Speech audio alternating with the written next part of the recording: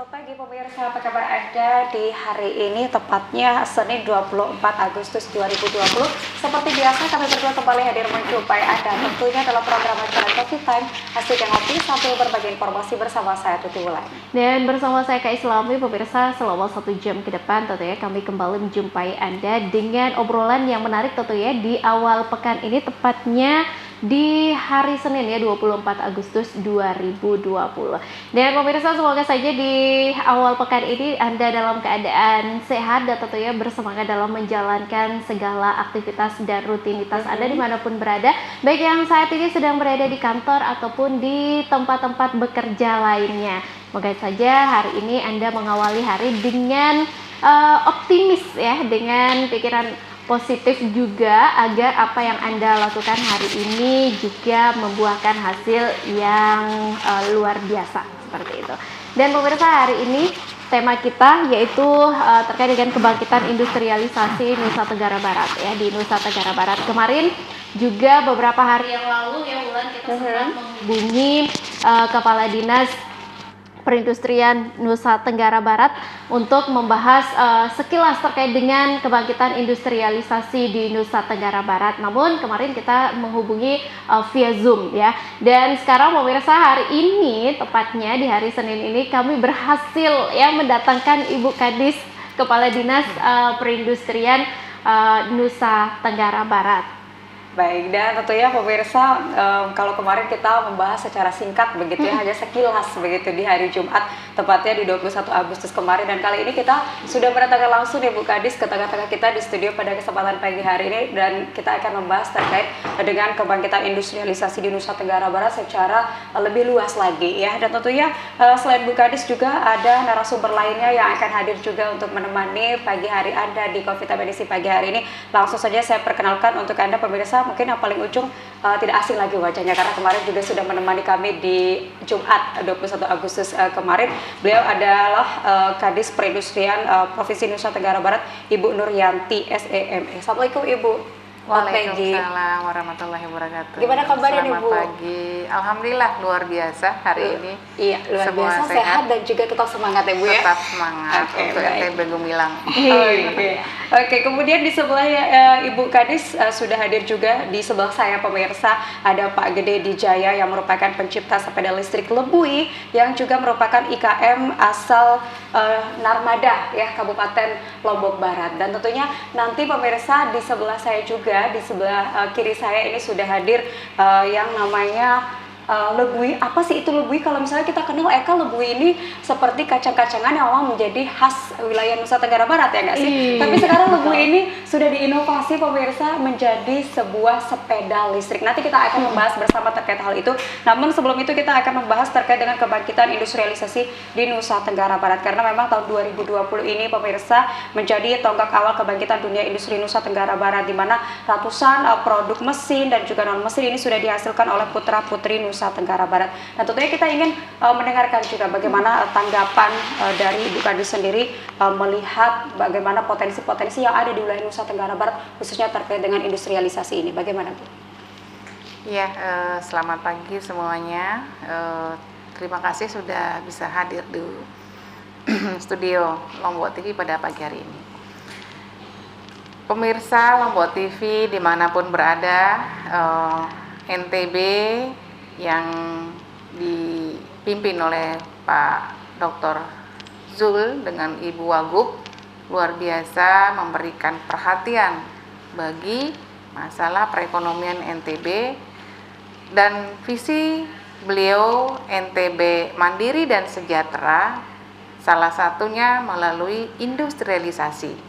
Jadi industrialisasi itu menjadi salah satu upaya pemerintah Provinsi NTB dalam menanggulangi kemiskinan, membuka lapangan pekerjaan, dan meningkatkan kesejahteraan masyarakat. Nah, pemerintah provinsi mengembangkan ada 5 sektor industri prioritas. Jadi permesinan ini salah satu, tetapi menjadi kunci daripada 4 sektor lainnya. Yang pertama industri olahan. Jadi industri olahan makan minum dari 11 komoditi unggulan yang ada di NTB. 11 komoditi itu insya Allah sudah potensinya sangat banyak. IKM olahan itu sudah mulai banyak yang hadir, dan IKM permesinan pun menggeliat untuk mendukung tumbuhnya IKM olahan ini. Kalau yang semula membuat minyak goreng, membuat olahan keripik itu dari manual, dengan hadirnya permesinan, maka pekerjaan-pekerjaan IKM olahan menjadi lebih cepat, hasilnya lebih banyak, dan kontinuitas produksi itu terjaga. Itu yang pertama, termasuk sampah olahan menjadi sampah organik, menjadi sampah non-organik pun untuk energi terbarukan. Dan itu juga akan menjadi salah satu kegiatan industri terkait dengan zero waste. Jadi hilirisasi bagi industrialisasinya juga menjadi tupoksi yang harus kita selesaikan bersama. Dan yang ketiga, industri kimia, farmasi, dan herbal ya. Nah, alhamdulillah untuk alat kesehatan NTB sudah launching alat rapid test. Bahkan Hepatika jauh sebelum ini sudah menghasilkan beberapa banyak alat-alat kesehatan yang bisa mendeteksi demam berdarah, ya, tidak hanya rapid, yang terbaru itu rapid test ya, malaria, demam berdarah, itu alat-alat kesehatan yang sudah lama dihasilkan oleh Hepatika. Begitu juga herbal-herbal NTB yang banyak sekali, dan itu dalam proses kita untuk pembinaan ya, untuk bisa hadir menjadi pendukung daripada destinasi wisata yang juga NTB itu mencanangkan sebagai medical tourism. Nah, medical tourism, herbal-herbal yang kita miliki, baik minuman maupun untuk sabun, kosmetik, insya Allah NTB juga memiliki itu semua. Industri yang kedua adalah industri kreatif, ekonomi kreatif. Ada 14 dalam peraturan menteri itu, 14 sektor. Nah, kita memilih beberapa item di sana, salah satunya adalah Muslim Fashion Industry yang menghasilkan turunan industri yang begitu banyak. Mulai dari tenun, kalau sudah namanya Muslim Fashion Industry, tidak hanya fashion untuk baju, sandang, sepatu, tas ya, aksesoris lainnya, itu menjadi pelengkap bagi tumbuh kembangnya industri Muslim Fashion Industry yang menjadi unggulan di ekonomi kreatif. Di samping itu juga perfilman, fotografer itu juga menjadi bagian daripada industri yang kita kembangkan dengan pasar industri pariwisata yang begitu luas. Ya. Nah, yang ketiga adalah industri permesinan, ya, otomotif dan energi terbarukan. Industri permesinan, otomotif, energi terbarukan. Dan yang keempat, smelter ya, pertambangan. Dan yang kelima itu industri hulu agro. Nah, hulu agro itu bagaimana kontinuitas, kuantitas, dan kualitas bahan baku dari industri olahan itu bisa terjaga dan terpenuhi. Misalnya, kita tidak hanya mengandalkan alam untuk bisa menghasilkan setiap musim hujan. 6 bulan ke depannya pasti industri olahan akan kebingungan. Nah, sehingga kesinambungan antara industri olahan dengan industri hulu agro itu sangat penting. Keempat poin itu tadi sangat tergantung penuh bagaimana industri permesinan ini hadir di NTB, sehingga industri olahan bisa murah, masuk ke sektor industri 3K kata kuncinya ya, kualitas terjaga, kuantitas jumlahnya tetap ya, tidak on off, lagi musim ada, lagi tidak musim hilang ya, itu tidak industri ya. Nah, dan yang ketiga kontinuitas, dengan jumlah yang pasti. Kalau ada permintaan hotel nggak bisa mungkin meminta hari ini 100, besok kita lagi off ya, besok hotelnya pasti akan kelabakan nyari kemana. Nah, sehingga kuantitas dan kontinuitas produksi itu menjadi kata kunci industri di NTB itu berkembang, dan ke arah sanalah kami membina.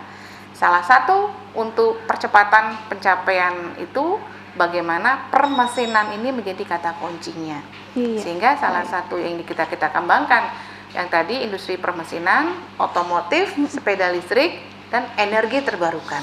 Insya Allah NTB akan menjadi sentra untuk tidak hanya kebangkitan industri di NTB, kita berharap ini menjadi momentum kebangkitan industri secara nasional berbasis rumah tangga, beda Baik. ya dengan di Jawa, dengan pabrik-pabrik yang besar ya. Kalau di NTB nanti akan menggeliat di masing-masing rumah tangga tuh sibuk dengan memproduksi segala macam produk ya.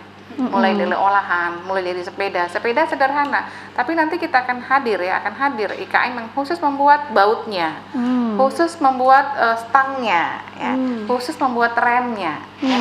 Kalau sekarang semua masih kita ambil di luar dan dirakit di sini. Nah, ke depan, insya Allah 2021 industri permesinan ya, mesin perkakas itu akan kita hadirkan sehingga tahapan untuk membangun industri secara keseluruhan dimulai dari permesinan, kita sudah bisa buat mesin dan tahun 2021 underdeal mesin ini akan kita buat sendiri di NTB oleh IKM kita.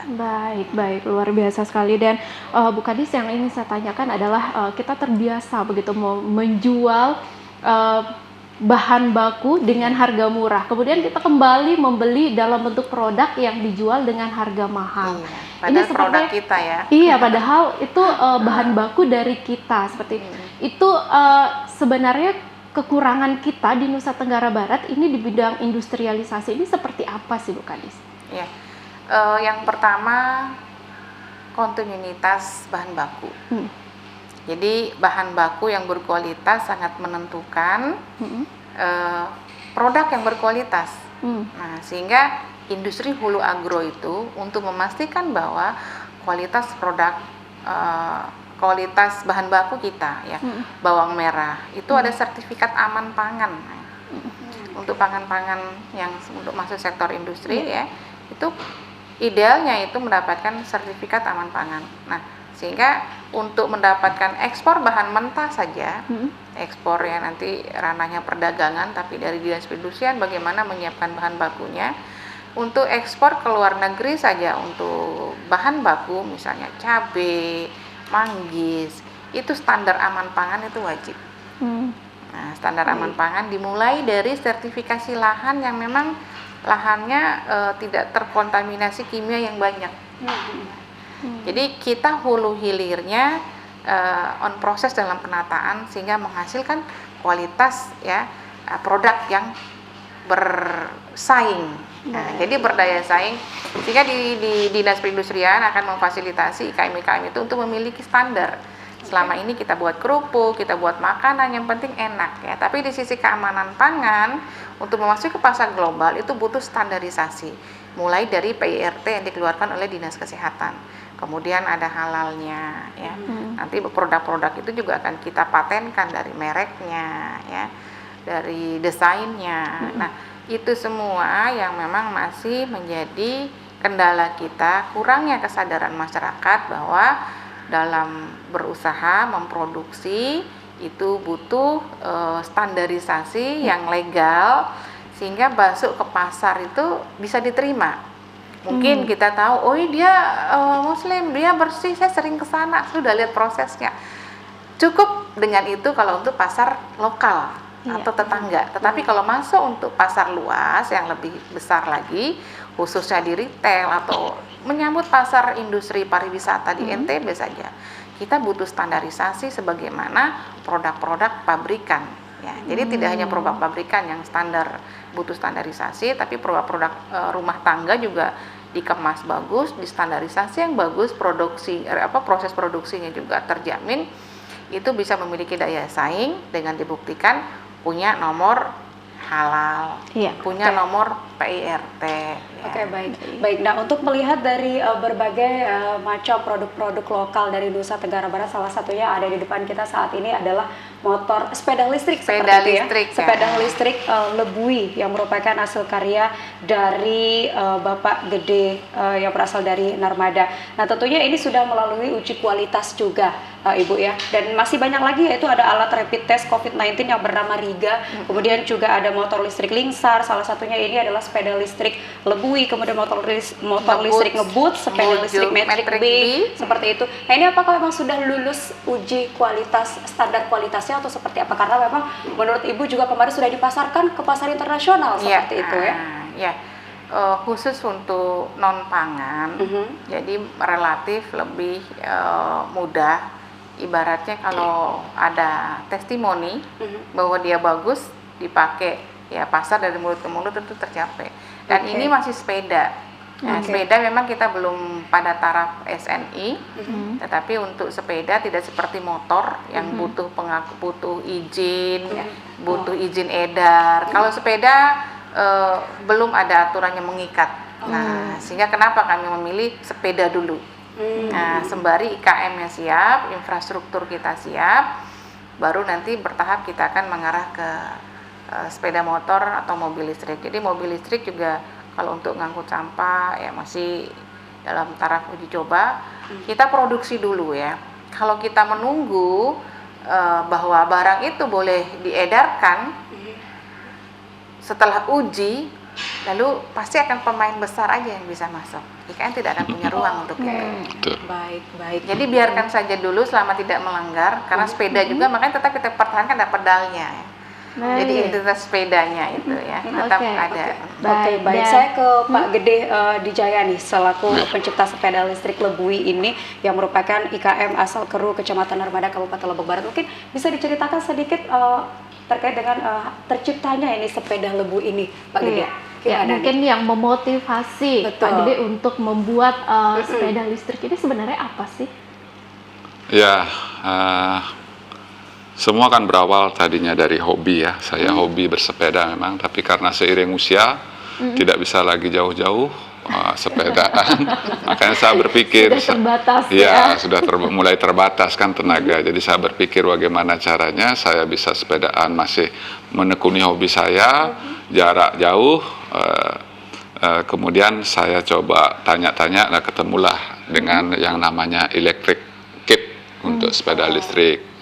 Dulunya kan sepeda yang dari tuku itu saya pasangi electric kit, tapi kemudian ada orang yang mengenalkan saya di Bali, di Nusa Dua, dengan produk luar dari Rusia yang bukan sekedar daya jangkaunya yang terbatas kayak dulu, kemudian kecepatannya juga terbatas. Saya dikenalkan dengan itu. Nah, dari sanalah saya berpikir bahwa punya tekad dalam diri sama teman-teman. Kebetulan bukan sendiri waktu itu, saya juga sama teman-teman ada berempat diundang ke Bali untuk mencoba itu. Nah, dari situlah terbesit tekad di kami itu, Kerunya Lebui, bahwa suatu saat saya harus bisa bikin yang canggih seperti ini gitu, dan itu kemudian mulai saya wujudkan, saya pakai sendiri. Sudah hampir mendekati kualitas yang seperti yang saya pernah coba buatan Rusia itu. Tapi kemudian karena saya sering pamer lah istilahnya di medsos ya. Nah, terus ada orang luar yang tertarik juga, wah ini unik gitu. Jadi tidak sama dengan yang lain, unik. Kemudian mereka coba beli, malahan sampai sekarang malah keterusan. Jadi rutin, ordernya rutin. Model ini ya. Baik. Berarti sejauh ini banyak yang tertarik ini dari pasar internasional seperti itu ya? Ya, jadi boleh dibilang pangsa pasar saya lebih banyak yang internasional daripada nasional. Anggaplah 70%-nya keluar. Di dalam negeri cuma sekitar 30%. Kalau boleh tahu negeri mana saja yang sudah membeli produknya Bapak? Kalau yang negara-negara seperti Australia, kemudian Inggris, Norwegia, itu sifatnya mereka user ya, pemakai ya. Kalau yang ke Amerika ini saya ada 2 tempat di Amerika, 2 negara bagian. Pertama di Philadelphia, kedua di California. Itu mereka yang rutin open order ke saya karena di sana mereka jual lagi. Dengan merek di sana. Ya, dengan merek di sana. Baik, berarti gitu. resellernya di sana seperti itu. Iya. Iya, Baik. reseller. Kemudian kalau untuk proses pembuatan dari sepeda listrik ini sudah berapa lama Pak prosesnya? Untuk membuat satu produk sepeda listrik seperti ini berapa lama dibutuhkan waktu? Sekarang dengan sistem kerja yang masih serba manual, handmade, itu paling cepat 1 bulan 1 sepeda. Nah, mungkin nanti berkat bantuan dari perindustrian NTB, terutama dari Ibu, nanti kami difasilitasi, dikasih mesin-mesin, dibantu permesinan, dan lain sebagainya. Mudah-mudahan lah bisa lebih cepat lagi dari itu. Tapi itu kan proses pembuatan dari mulai motong bahan sampai dengan siap digunakan. Tapi karena sudah rutin, sudah continue, jadi setelah satu bulan berselang itu udah mulai bisa keluar 1 minggu 1 sepeda, 1 minggu 1 sepeda. Prosesnya tiap unit itu makan waktu 1 bulan. Tapi karena ini sudah simultan, jadi sekarang itu seminggu 1 sepeda. Oke, berarti dalam 1 bulan itu sudah ada beberapa sepeda begitu yang bisa dihasilkan. Bisa Jadi bukan 4 hanya jadi bukan hanya 1 sepeda 1 bulan. Bukan. Jadi Jadi startnya lah, start awal itu 1 bulan di depan itu nol dulu progresnya. Nanti setelah 1 bulan kemudian mulai keluar 1 sepeda setiap minggu. Oh gitu, oke. Jadi Baik. kesiapan bahan baku ya selama sebulan itu tadi. Oke, baik. Nah, yang menjadi pertanyaan kita nih, berapa sih Pak harga jualnya nih? Nah, ini karena memang masyarakat mungkin sangat tertarik dan pengen beli juga, tapi nggak tahu harganya berapa nih Pak. Tapi mungkin bisa disampaikan nanti setelah jeda pariwara berikut ini. Dan pemirsa jangan kemana-mana, tetap bersama kami di Coffee Time sesaat lagi.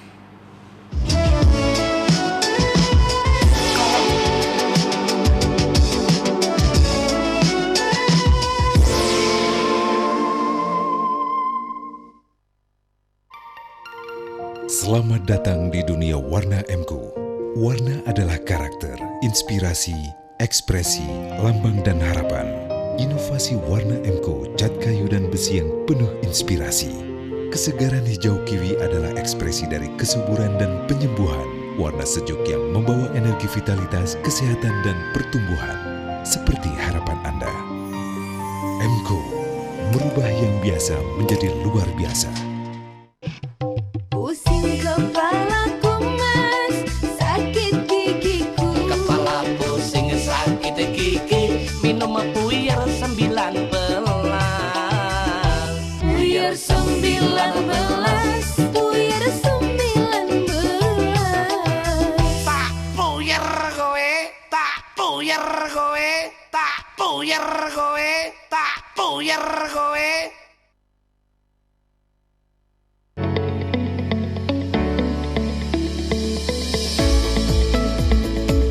Bismillahirrahmanirrahim. Assalamualaikum warahmatullahi wabarakatuh. Pada kesempatan ini saya menghimbau dan mengajak kepada seluruh unsur dan elemen keluarga masyarakat Lombok Tengah untuk bersama-sama ikhtiar secara maksimal mencegah, memutus mata rantai atau paling tidak meminimais penyebaran penularan COVID-19 di bumi Mandalika Soloh ini dengan bersama-sama senantiasa menjaga kebersihan, menjaga kesehatan, menjaga aktivitas kita, dan menjaga jarak serta tetap menggunakan masker di saat-saat kita berhadapan atau berinteraksi dengan sesama kita. Semoga Allah Subhanahu wa Ta'ala meridhoi segala asa, cita-cita, harapan, dambaan, keinginan, dan kebutuhan kita semua. Wassalamualaikum warahmatullahi wabarakatuh. Assalamualaikum warahmatullahi wabarakatuh. Saya pelayan masyarakat Lombok Tengah, Wakil Bupati, mengajak kepada seluruh masyarakat Lombok Tengah untuk bersama-sama mencegah penyebaran virus corona dengan mengikuti protokol COVID, jaga kesehatan, jaga jarak, cuci tangan, jaga kebersihan, dan tetap menggunakan masker. Demikian, Allahumma fiqh la komentari. Wassalamualaikum warahmatullahi wabarakatuh. Assalamualaikum warahmatullahi wabarakatuh. Saya Sekda Kabupaten Lombok Tengah mengajak kepada seluruh masyarakat Lombok Tengah untuk bersama-sama mencegah penyebaran virus corona dengan mengikuti protokol kesehatan dengan cara jaga jarak, cuci tangan, jaga kesehatan dengan kebersihan, dan tetap menggunakan masker. Wassalamualaikum warahmatullahi wabarakatuh.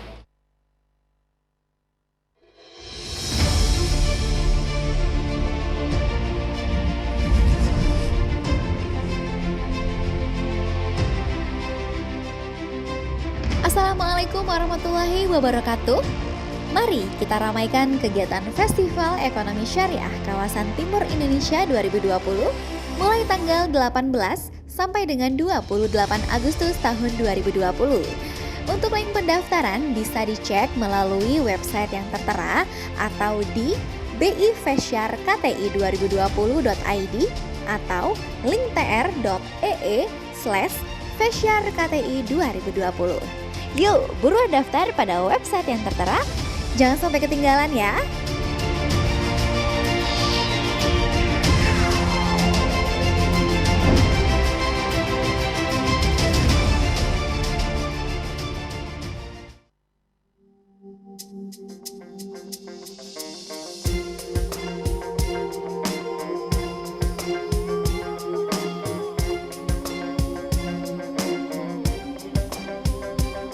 Percaya diri melangkah dengan sarung bangga, warna budaya Indonesia di sarung bangga.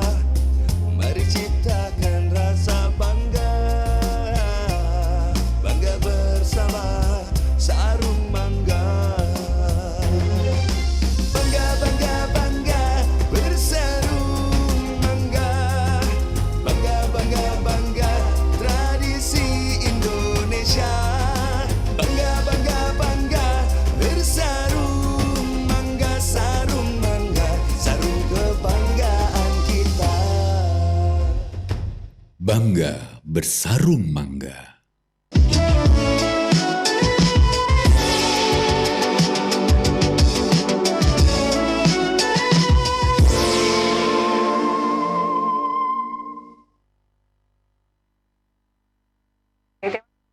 Masih bersama kami di Coffee Time, masih dalam edisi awal pekan hari ini di Senin 24 Agustus 2020 dan masih bersama Bu Kadis dan juga Pak Gede Dijaya merupakan pencipta sepeda listrik Lebui yang merupakan juga IKM asal Keru ya, Kecamatan Armada, Kabupaten Lombok Barat. Dan di sebelah saya di sini pemirsa, ini sudah ada berdiri sepeda listrik yang bernama Lebui ini. Mungkin ini dia tampilannya seperti ini pemirsa. Nah, kira-kira mungkin Pak Gede bisa menjelaskan kenapa sih namanya harus Lebui? Kenapa nggak Komak aja gitu Pak? Nah, tuh kan.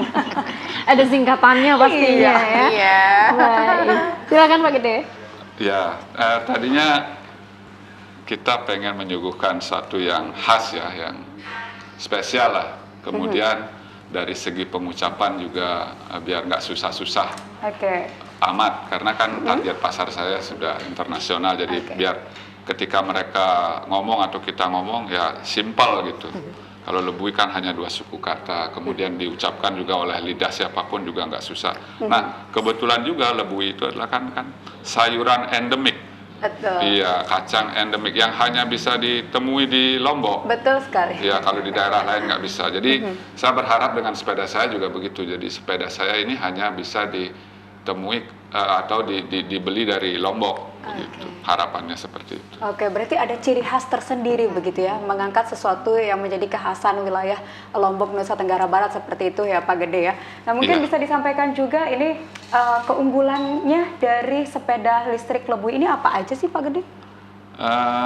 Keunggulan kalau dari teknologi ya sama aja dengan produk-produk luar pabrikan besar sekalipun sama aja. Cuman masalahnya kita kan menyuguhkan sesuatu yang berbeda dari mereka yang tidak biasa mereka lihat di sana. Jadi saya lebih menampilkan unsur uniknya, uniknya, detailnya, desainnya dan lain sebagainya. Seperti yang contoh yang ini sebenarnya kalau desain ini bukan saya yang mendesain.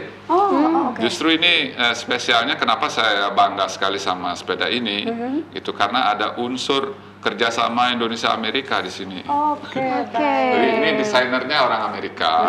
Jadi saya satu hari tahun lalu di kontak sama mereka karena mungkin dilihat saya suka membuat custom, jadi saya dikasih desain. Jadi saya punya desain seperti ini, bisa nggak diproduksi di sana gitu.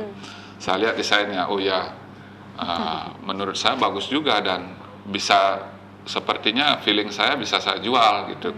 Karena sebelumnya banyak juga yang menawari, tapi karena desainnya terlalu ribet, kemudian menurut saya loh ya, kemudian menurut saya juga nggak bisa dijual, nggak saya ambil. Nah ini kebetulan berjodoh dengan saya suka desainnya dan saya berpikir ini bisa dijual, dan itu terbukti setelah sebelum ini, sekarang baru setahun umur desain ini. Itu apa namanya, Peminatnya? Sudah ya, berapa? peminatnya, jadi tingkat anunya di pasar itu udah bagus sekali, sudah lebih dari 20 unit. Oke, jadi 1 tahun ini sudah terjual 20 unit. Ini untuk Minimal model ini model saja. satu Untuk aja. model ini ini saja. saja, karena Oh, berarti Bapak sudah punya banyak model Berapa dong? setahun ini? Banyak kalau model. Oke.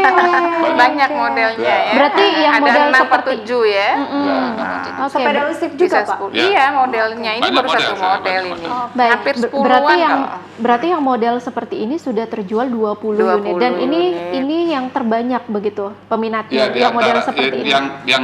yang tercepat apa namanya, Pemasarannya ya. pasarnya. Oke. Ya banyak baik. peminatnya. Ya, lah. banyak Baik. peminatnya. Baik, Pak Gede tadi sudah menyatakan bahwa pemasarannya sudah sampai ke pasar internasional seperti Ya. itu. Bagaimana Pak Gede bisa memasarkan ini sampai ke internasional? Kalau saya ditanya begitu, sebenarnya semua dari saya itu serba kebetulan. Kebetulan. Baik, kebetulannya seperti apa? Tidak pernah direncanakan sebelumnya, dalam artian karena saya kan suka medsos, suka Facebookan, suka Instagram, suka. Jadi saya bikin Di-upload. apa aja saya upload Upload. aja ke situ, Oke. ke Facebook, ke Instagram.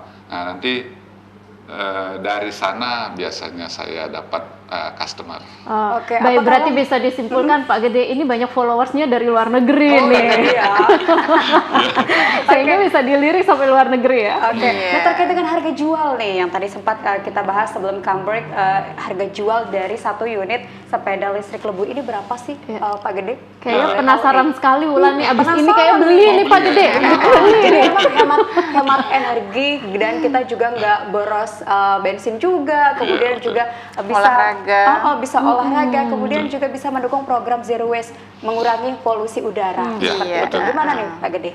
Jadi harga sepeda saya yang termurah ada di kisaran 16 juta. Oke. 16 juta yang termahal ya yang pernah saya jual ya. Kalau yang termahal tentunya pasti nggak terhingga. Yang pernah saya jual itu kalau di dalam negeri sekitar 60 juta. Kalau di luar 750 US dollar, berarti sekitar 100 juta lebih ya. Oke. Ya, jadi kita sebenarnya secara kualitas dan tampilan sudah bisa bersaing dengan produk-produk luar. Daya saingnya sudah cukup kuat. Nama brandnya Lebui sendiri juga boleh saya bilang sudah cukup kuat di dunia internasional. Jadi memang itu tujuan saya. Jadi ketika dulu saya mengumpulkan anak-anak untuk memulai membuat sepeda listrik, saya memang tekankan ke mereka, oke, ini adalah bukan teknologi yang bisa kita jual hari ini. Ini teknologi masa depan, tapi setidaknya kita saat-saat itu sudah mulai booming gitu, setidaknya kita sudah siap. Iya. Jadi begitu, jadi kita nggak usah masang target tinggi-tinggi, kita hanya menyiapkan diri kita ketika nanti musimnya sudah tiba, minimal kita di sini sudah siap. Sudah siap, di lingkungan.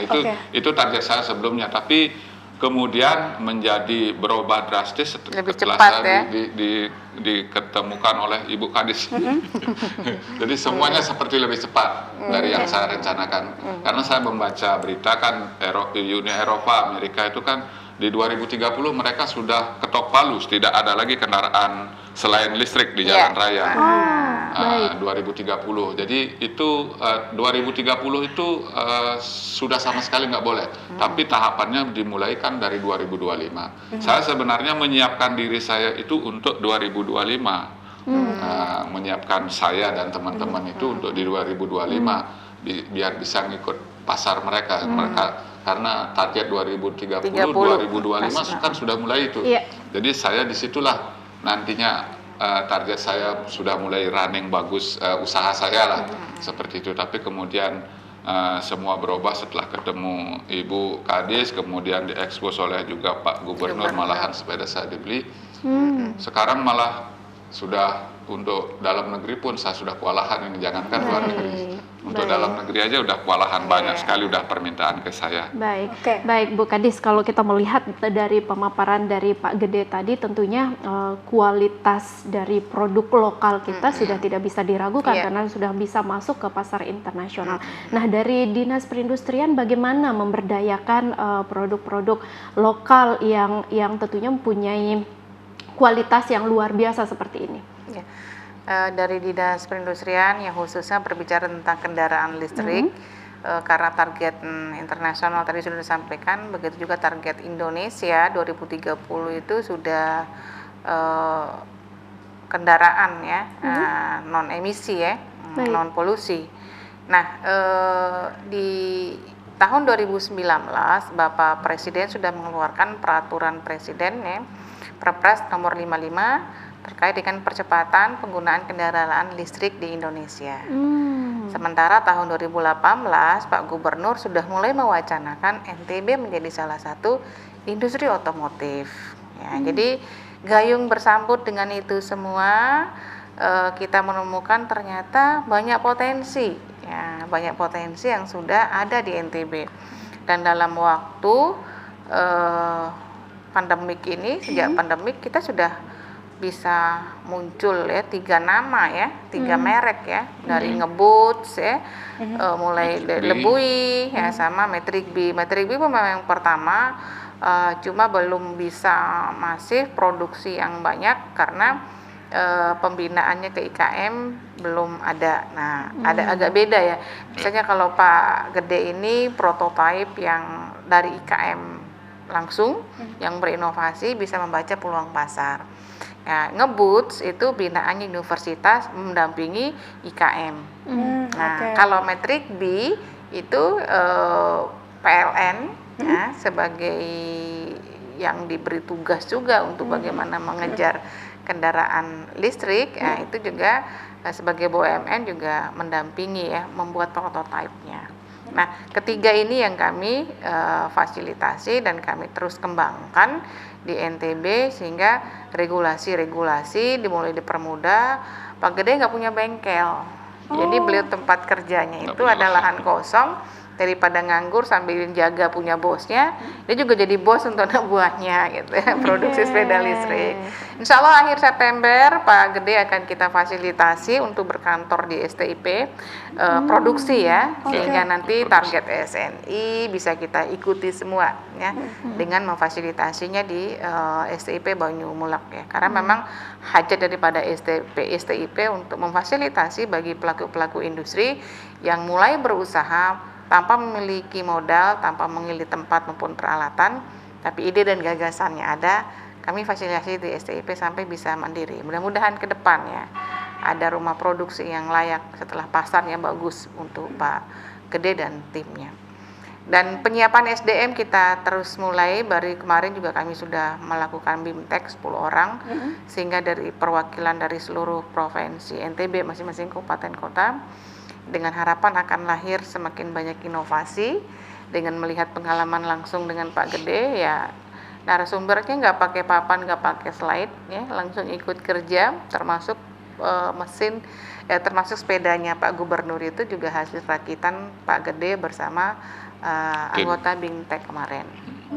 Jadi yang paling rumit sampai yang paling sederhana. Jadi artinya pemerintah bekerja sama dengan BUMD, dengan perguruan tinggi juga terus mendorong untuk kesiapan SDM. Tadi kalau Pak Gede menyiapkan diri dengan timnya, nah untuk bisa masif lagi sehingga NTB menjadi salah satu sentra industri sepeda listrik ke depannya.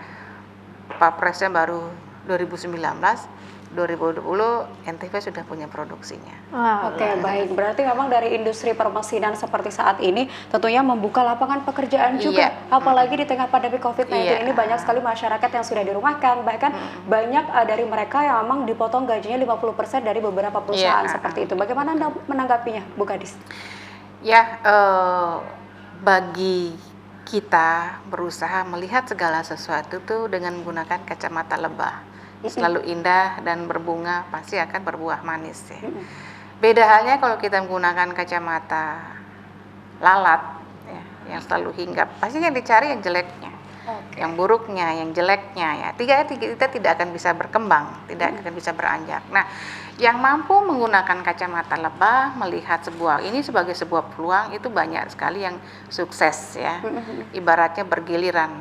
Kita juga melihat ketangguhan pelaku-pelaku industri lokal ketika masa pandemik. Semua pelaku industri yang dari luar NTB itu keluar ya. Nah, siapa yang harus akhirnya untuk memenuhi kebutuhan lokal? Dari situlah Dinas Perindustrian terus mendorong lahirnya produk-produk produk-produk lokal ya. Alhamdulillah tidak pernah lagi ya. Mudah-mudahan dan seterusnya kita kelangkaan masker, kelangkaan APD ya, kelangkaan gula pasir ya, ada gula aren ya, atau kita punya pabrik gulanya. Jadi substitusi semua itu bisa kita hasilkan sendiri di NTB, dan terbukti IKM kita bisa di tengah keterbatasan. JPS Gemilang, siapa yang menyangka bahwa NTB mampu memenuhi kebutuhan minyak goreng kelapa? Ya, selama ini kelapa itu keluar NTB, balik lagi menjadi minyak kelapa dengan harga yang lebih tinggi dan kita beli lagi ya.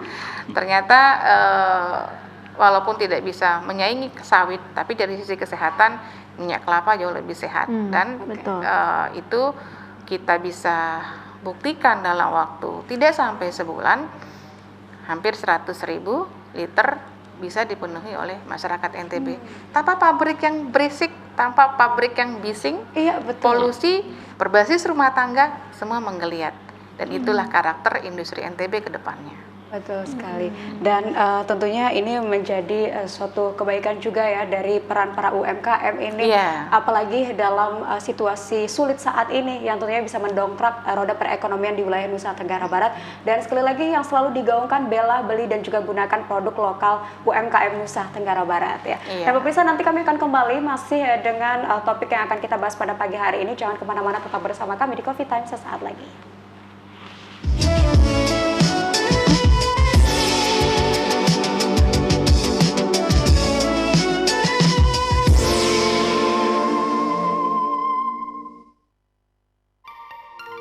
Selamat datang di dunia warna MQ.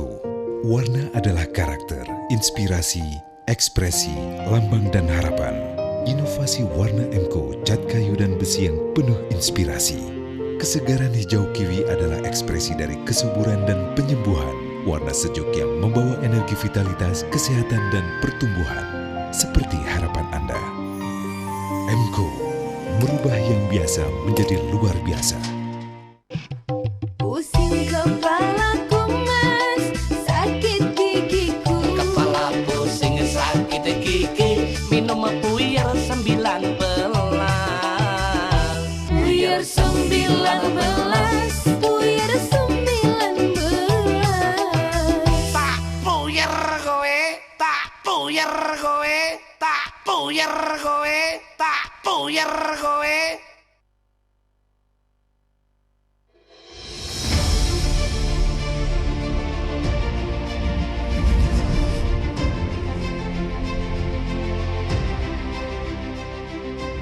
Assalamualaikum warahmatullahi wabarakatuh. Mari kita ramaikan kegiatan Festival Ekonomi Syariah Kawasan Timur Indonesia 2020 mulai tanggal 18 sampai dengan 28 Agustus tahun 2020. Untuk link pendaftaran bisa dicek melalui website yang tertera atau di bifesyarkti2020.id atau linktr.ee/fesyarkti2020. Yuk, buruan daftar pada website yang tertera. Jangan sampai ketinggalan ya.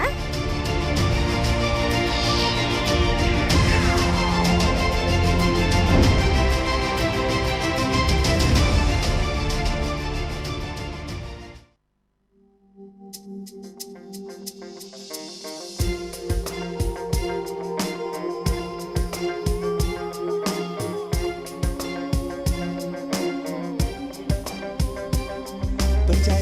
diri melangkah dengan sarung bangga, warna budaya Indonesia di sarung bangga.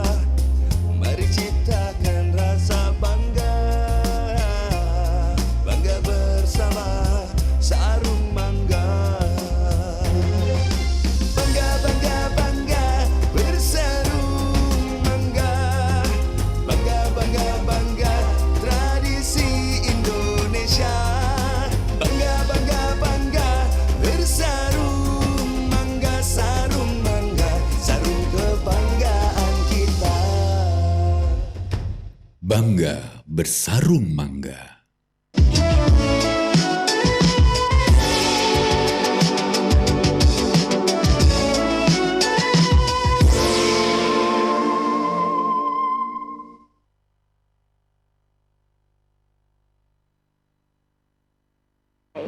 Baik, terima kasih pemirsa Anda masih bersama kami di Coffee Time dan kita sudah di segmen terakhir. Bulan?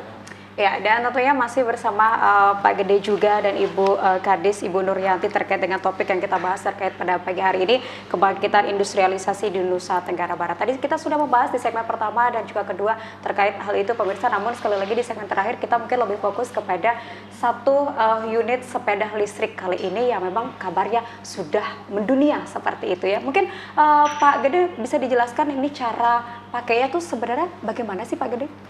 Ya, cara pengoperasiannya sangat simpel ya, sangat simpel, tidak seperti ya sesimpel kendaraan lain lah. Simpel kendaraan lain, jadi kita tinggal hidupkan ya kayak matic, kayak kita pakai motor matic, jadi kita tinggal hidupkan, tinggal on, lalu gas sudah jalan. Oke, coba boleh dicontohkan dulu Pak Gede. Ya, ini kebetulan saya pakai remote control untuk hidup matinya. Ini nggak bisa nih ya, jangan. Oke. Mungkin dari situ aja nggak apa-apa Pak Gede. Oh, oke, dari sini aja ya. Nah, jadi ini ada remote control, jadi tinggal kita hidupkan aja. Nah, ketika sudah hidup, ya kita tinggal naik gas jalan. Jadi nggak ribet-ribet amat sih. Tapi tampilannya seperti motor ya nggak sih Eka? Iya. Tampilannya seperti motor, namun sekali lagi menjadi pertanyaan adalah tingkat keamanannya nih Pak Gede gimana? Ya, keamanan juga ini kan berfungsi sebagai security alarm. Jadi kalau saya matikan kemudian saya lock, ini digetarkan aja dia akan teriak alarmnya. Kayak Mbak Bulan getarin. Coba gimana nih? Coba mau diambil gitu, putar pedalnya Mbak. Oh gitu, gimana? Pedalnya. Iya. Ada yang ganggu nih sepedanya. Ya, kalau dipaksa jalan juga dia akan teriak terus. Gitu. Baik. Dan kalau misalnya ini butuh proses berapa lama sih? Karena ini memang sepeda listrik ya, Pak Gede ya. Ini butuh proses berapa lama? Misalnya supaya terisi penuh begitu energinya.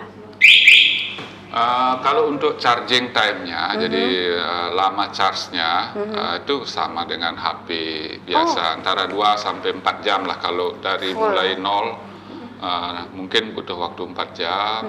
Kalau tidak sampai habis baterainya sekitar 2 jam atau malah kurang lagi. Tergantung pemakaian sih, Mbak. Jadi karena teknologinya juga sudah sangat aman, ada BMS di dalam, ada battery management system yang ngatur semuanya. Jadi kita tinggal colok saja pada saat kita mau tidur atau malam mau tidur, kita colok aja ke colokan listrik PLN. Nanti besok pagi udah penuh.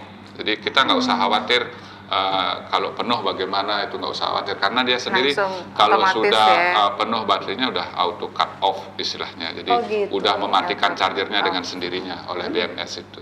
Jadi sangat aman. Maksimal jarak tempuh yang bisa dicapai oleh sepeda listrik ini, Pak Gede? Ya, kebetulan yang saya punya ini kapasitas baterainya 48 volt, 30 ampere hour. Jadi kalau saya gandeng dia dengan mesin 1000 watt kayak begini, itu untuk sekali cas bisa daya jangkaunya kurang lebih 90 km. jauhnya 90 sekali charge ya. Baik, 90 km pemirsa, artinya dari sini sampai ke Lombok Timur insya Allah bisa Ya, tercapai bisa, begitu bisa, ya. ya. Dan kalau kita bayangkan ke depannya, kalau semua hampir sebagian besar masyarakat atau bangsa kita, bangsa Indonesia ini menggunakan sepeda motor listrik, artinya ini bisa mengurangi polusi Betul udara sekali. di Iya. dunia tentunya, karena kita bukan hanya berbicara tentang daerah, bukan berbicara tentang satu negara, tapi juga berbicara tentang dunia. Dan insya Allah di target 2030 ya. secara internasional maupun nasional untuk kendaraan listrik itu dipercepat dengan Perpres nomor 55 2019. Iya, dan tentunya pemirsa di Nusa Tenggara Barat kita sudah punya produknya begitu. kita Namun sudah siap. iya, dan Bu Kadis tentunya kita sudah punya produk motor listrik, kemudian juga tentunya ini sepeda listrik, kemudian juga ini kualitasnya sekali lagi tidak bisa diragukan. Nah, untuk produksi secara massal, apakah kita sudah siap, Bu Kadis? Untuk produksi secara massal itu kita on proses ya, dan tergantung dari pasar. Kalau produksi massal harus ada barang yang tersedia sekian ratus, itu memang butuh ini ya, pemodal besar nantinya. Insya Allah kita tetap menggandeng investor manapun untuk masuk, tetapi style, model, dan SDM tenaga kerja kita siapkan dulu insya Allah. Jadi tidak usah menunggu produksi massal. Bagi masyarakat NTB dimanapun yang ingin sepeda listrik sudah boleh memesannya, masih inden dulu. Nah, nanti kami akan komunikasikan dengan pihak perbankan, bank syariah misalnya, bisa. Kalau motor bisa kredit, insya Allah kedepannya sepeda juga bisa. Oke, baik, luar biasa nih. Jadi dari pemerintah provinsi juga sudah sangat memudahkan juga untuk masyarakat yang terkait dengan produk-produk daerah seperti itu ya. Nah, kalau boleh tahu Pak Gede, ini banyak mungkin dari para penonton kita atau masyarakat yang saat ini sedang menyaksikan pengen juga untuk memiliki 1 unit sepeda listrik ini. Cara memesannya itu harus kemana Pak Gede?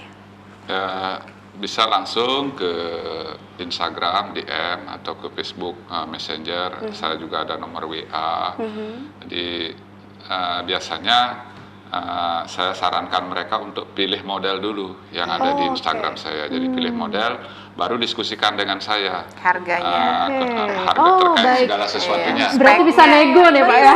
Bisa custom, nego dan custom semuanya Oke, custom. custom, Ya, sesuai dengan kebutuhan Betul, kita. betul. Nama medsosnya dong Pak? @lebui kalau di Lebui. Instagram, Lombok E-Bike Builder. Oke, jadi pemirsa bisa follow langsung, bisa dicek langsung di Instagramnya ini @lebui ya. Jadi sekali lagi Anda bisa langsung buka Instagram, kemudian cari di explore di @lebui. Jadi untuk Anda mungkin pemirsa yang penasaran juga nih, tadi sudah kita hadirkan berapa harga jualnya, dan tapi kalau misalnya Anda mungkin tertarik dengan 1 unit sepeda listrik ini bisa dinego nih seperti katanya Pak Gede ya. Iya, baik, dan bisa Speknya custom ya. sesuai dengan kebutuhan kita tentunya. Baik, terakhir Bu Kadis, yang ingin saya tanyakan, ini kan Pak Gede ini sudah mempunyai pasar sendiri begitu ya, sudah mempunyai pasar sendiri untuk mempromosikan produknya, untuk menjual produknya.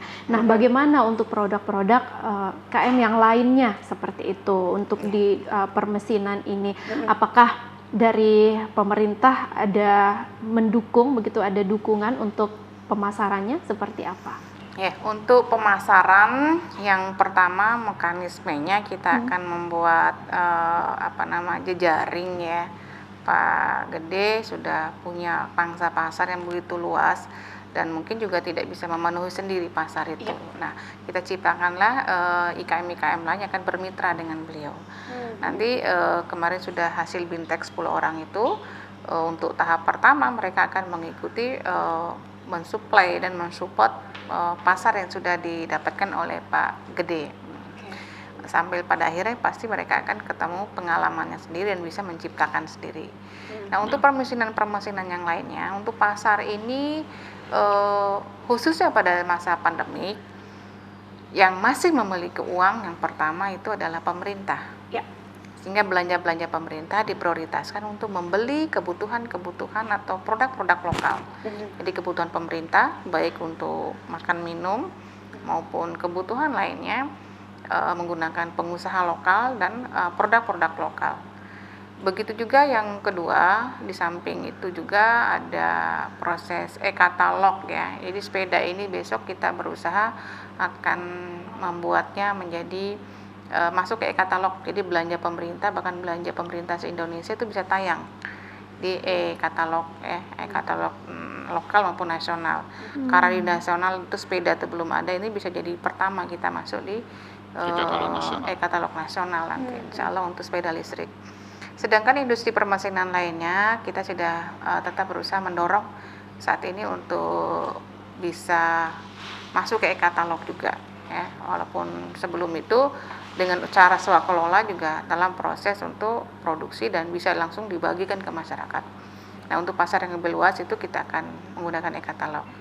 Dan yang ketiga, pemerintah provinsi dan Bapak Gubernur sudah mencanangkan ada program Mahadesa yang akan menjadi jembatan bagi IKM-IKM itu untuk terus berproduksi, ibaratnya retail.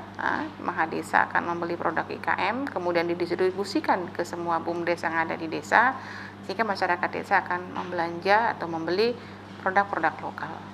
Jadi kata kuncinya yang ketiga, semua itu harus didukung oleh sebuah gerakan yang sudah dalam pergub, cintai, beli, dan gunakan produk lokal. Itu kata kuncinya untuk membangun pasar baik dalam daerah maupun luar daerah. Kalau kita sudah pede, terus kita posting, pasti orang lain juga pengen lah. Iya, betul banget. Jadi intinya harus percaya diri begitu, dan tentunya tetap meningkatkan kualitas produk kita. Dan kemarin juga Bu Kadis juga sempat memberikan jabaran bahwa ada namanya aplikasi NTB Mall ya, untuk mempromosikan juga salah satunya nanti produk-produk lokal di Nusa Tenggara Barat. Baik Bu Kadis, sudah 1 jam kita ngobrol-ngobrol di Coffee Time, tentunya tidak terasa ya. Namun sebelum kita closing, kami ingin mendengarkan closing statement dari Bu Kadis. Silakan. Terima kasih teman-teman yang sudah mengikuti Coffee Time ya pagi ini. Dan kopi juga menjadi salah satu komoditi andalan NTB yang tidak kalah kualitas. Dan satu-satunya produk yang sudah memiliki IG antara lain adalah kopi Tambora. Jadi punya karakteristik. Jadi pesan saya untuk menutup kegiatan kita pada pagi hari ini, industrialisasi tidak akan bisa berkembang kalau rasa memiliki itu ada di kita. Jadi pemerintah, masyarakat lah yang lebih dahulu menggunakan ya, membeli dan bangga dengan buatan lokal.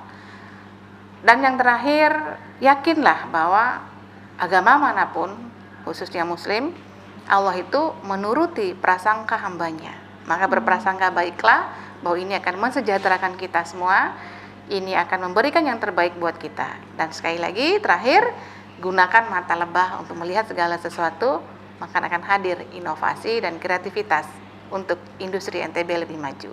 Luar biasa. Terima kasih banyak Bu Kadis, dan saya ingin mendengarkan sedikit closing statement dari Pak Gede di Jaya. Singkat saja Pak. Oke. Kalau saya boleh bilang saat inilah momentum ya untuk IKM NTB terutama, karena pemerintahnya begitu care. Saya belum pernah merasakan ini sebelumnya. Jadi mulai semua kita di-support. Jadi tempat kerja, peralatan kerja, nanti modal, bahkan produk kita pun dibeli. Jadi kurang enak apa kita sebagai pelaku IKM untuk saat ini. Di NTB ya? Di NTB ya. Oke. Seperti itu. Jadi harapan saya juga semoga tetap dapat berkesinambungan, bukan hanya tahun ini atau hari ini saja, tapi seterusnya, sehingga apa yang kita cita-citakan bersama bisa terwujud dengan segera. Oke.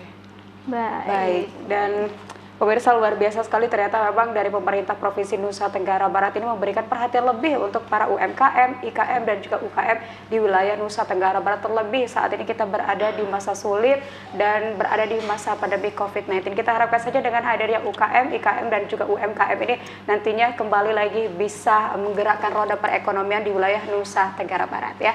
Dan sampai di sini jumpa kita di Coffee Time edisi pagi hari ini di 24 Agustus 2020 pemirsa. Jadi saatnya saya Tuti Wulan harus pamit pamit undur diri dari hadapan Anda. Dan saya Kak Islami beserta kru yang bertugas hari ini pamit undur diri dari hadapan Anda. Wassalamualaikum warahmatullahi wabarakatuh. Dan Waalaikumsalam warahmatullahi wabarakatuh. Terima Sampai kasih jumpa. Bu Kadis. Terima kasih banyak Terima kasih sudah banyak, Bu Kadis. membantu sosialisasi. Iya, Karena terima kalau kasih. Anda ada kepemilikan dan rasa